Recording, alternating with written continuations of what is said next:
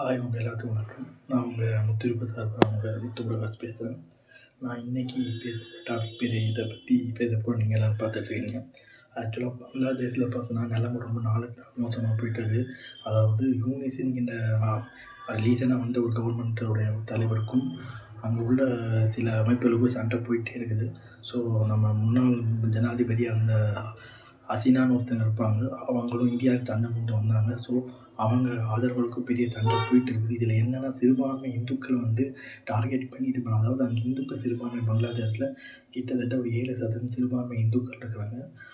Target பண்ணி பெரிய கலவரம் நடக்குது. ஒருத்தர் உயிரோடு எரிச்சு கொண்டு இருக்காங்க. இன்னும் நேற்று முன்னாள் வந்து ஒருத்தரை கொண்டு இருக்காங்க. இதனால் வந்து பங்களாதேஷ் இந்து சேவ் பங்களாதேஷ் இந்துன்ற ஹேஷ்டேக் வந்து ட்விட்டர்லேயும் ஃபேஸ்புக்கில் ட்ரெண்ட் ஆகிட்டு இருக்குது. ஸோ இது வந்து ரொம்ப என்ன மாதிரி போயிட்டுருக்குன்னா, இலங்கையில் பார்த்தோன்னா நம்ம தமிழ் இந்துக்கள் கொலை செய்யப்பட்டப்போ, சிங்கால பௌத்தவாதிகளால் கொலை செய்யப்பட்டப்போ இந்த பாஜக எந்த குரலும் கொடுக்கல. ஏன்னா அவங்களும் இந்துக்கள் தான். ஆனால் பங்களாதேஷில் இருக்க இந்துக்கள் மட்டும் குரல் கொடுக்குறாங்க. ஆர்எஸ்எஸ் இந்து அமைப்புகள். இலங்கையில் பார்த்தோன்னா ஒரு ஒரு சாமியாரை கோயிலே வச்சு எரிச்சு கொண்டாங்க.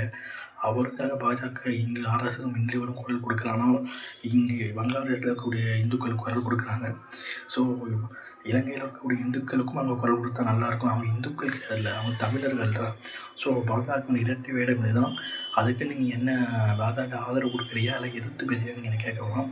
ஆக்சுவலாக நான் எந்த இதுவும் பேசலை. நான் நடுநிலையான ஒரு ஜேர்னலிஸ்டாக நான் பேசுகிறேன். இது வந்து நடந்திருக்கக்கூடிய இந்த நிகழ்வு என்பது கண்டிக்கக்கூடிய விஷயம். 2026 வெஸ்ட் பெங்கால் எலெக்ஷன் வரப்போகுது. இதனால் இதை வச்சு பாஜக என்ன விதமான அரசியல் பண்ண போது நமக்கு சரியாக தெரியல. அது அவங்களுக்கு ஃபேவராகவும் போக விரும்பலாம். ஏன்னா கருத்து கணிப்பில் வந்து பாஜக வருவதற்கு வாய்ப்புகள் இருக்குதுன்னு சொல்கிறாங்க. ஸோ வெஸ்ட் பெங்காலோட அரசியல் இந்த நேரத்தில் நான் பேசக்கூடாது. ஸோ சிறுபான்மையின் இந்துக்கள் அங்கே அடிக்கப்படுறாங்க. இதை வந்து ஐநா போன்ற உயர் நாடுகள் வந்து தலையிட்டு தடுக்கணும்னு சொல்லி என் வீடியோ நான் முடிச்சுக்கிறேன். உங்களுடைய பேர் முத்து பிரகாஷ். பை.